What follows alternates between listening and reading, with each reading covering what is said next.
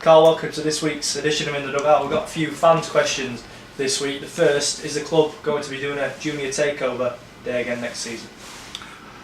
I'm sure we will. It's been a good success, that, and we've had a lot of help with it from Steve Woodhouse. So I would say that yes, definitely. I would like to think we're going to have one. So yeah. It was a real success last season, wasn't it? We had some. Well, yeah, we won the award off the RFL for the project of the year. Hoping we might win it this year with our season ticket initiative if we can push that up some more. So we've had some good comments about that. But yes, we were really proud when we won the event of the year from the Junior Takeover Day, and we did it again last year, and I'm sure we'll do it again. The second one, are there any new signings to tell us about? I think we've discussed that in the past few weeks. It's sort of an ongoing process at the minute, isn't it? And waiting for maybe boxes to be ticked. Yeah, we're just waiting. Once we get the GBE from the RFL, then we apply for the visas, and then hopefully we're away. So there's no movement. I know the RFL met with the border agency, I think it was Tuesday last week, and we're waiting for an answer any day. So we're same as last week. We're just waiting, but we're more hopeful and that the decision will be the right one. And the third and final one from the fans, it says, can you give a number of season tickets sold, as the thermometer on the website is not very clear. I think we've got a number on there, haven't we? So I don't know how clear you have to be if you go and look on the thermometer. There's an actual figure on. Maybe the question was asked before that went on, but I think someone asked it the other week. So we again listened to the fans, and there's an actual figure on there now, which the last time I looked was about 230 or something like that. So there is a figure on there on the website. And the Challenge 1000 deadline less than 3 weeks away now, isn't it? So it's creeping up, and anyone who hasn't already taken advantage of it needs to sort of get a move on with it if they're wanting a season ticket at a cheap price for next season. Yeah, and it's moved up quite a bit in the last 7 to 10 days from where it was. The figure on there is adult season tickets only, not the kids. So we're looking at a decent little guaranteed crowd, at most games, and especially with all the kids. As again, I'll reiterate, that's the atmosphere. So it's creeping up, but the shirts aren't here yet, and I suppose I'm surprised no one's asked about them. We're really hoping they'll be here very soon.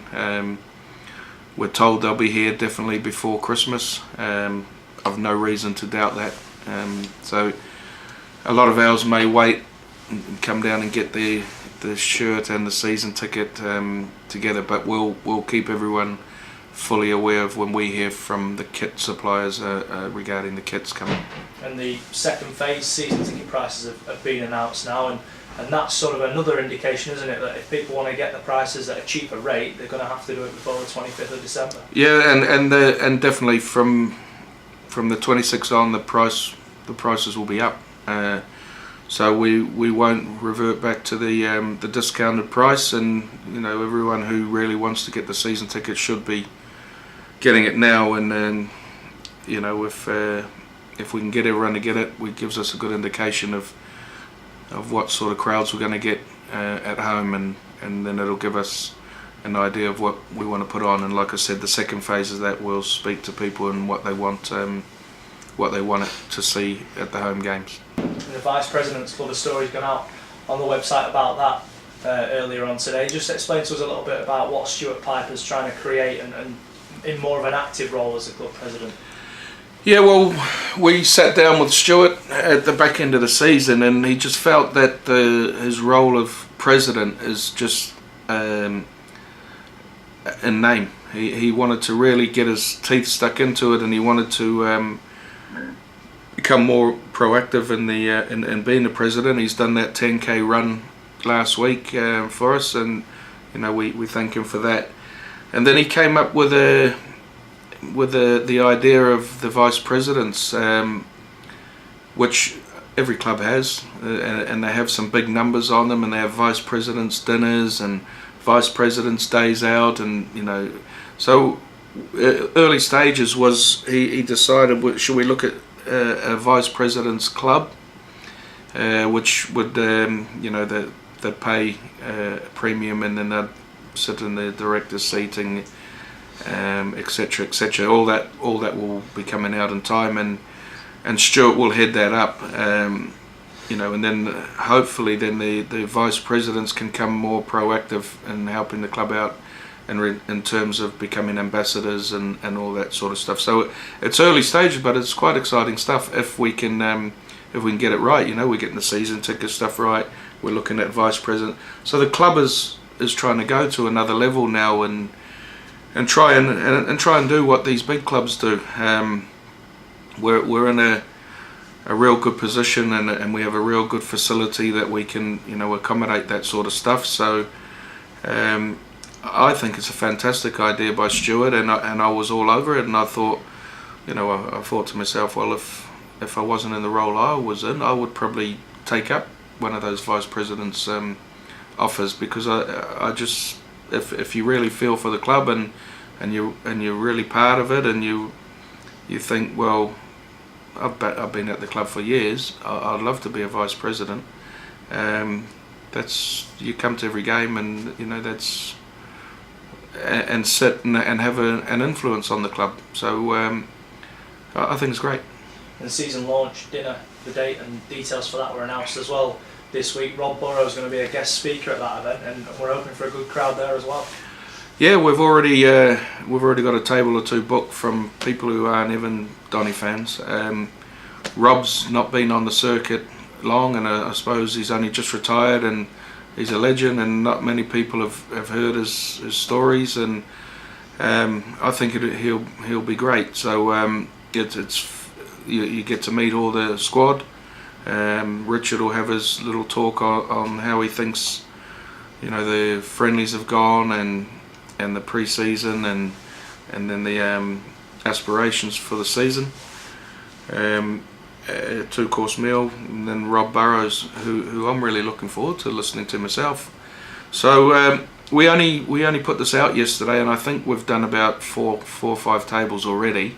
So this event could maybe be one of the events we have here that maybe could sell out. I'm hoping, and that's respect to Rob. I think we've got the right man, and there's a lot of Leeds Rhinos fans in Donny, so it'd be nice if we could get a real good turnout for him, as he's only just finished, and we all loved watching him. So it was, when he said he'd gladly want to do it, I just thought, incredible. We've got a real good speaker. There's a lot of legends around, but they've been on the circuit a while, and Rob's only fresh into this, so it'll be good. I think the timing of it as well, in between sort of the pre-season games and the start of the new season, it builds excitement for that first league game as well, doesn't it? Yeah, that's what we thought. If we play the friendlies, see how we go in them, and then we have the dinner the week after the last friendly.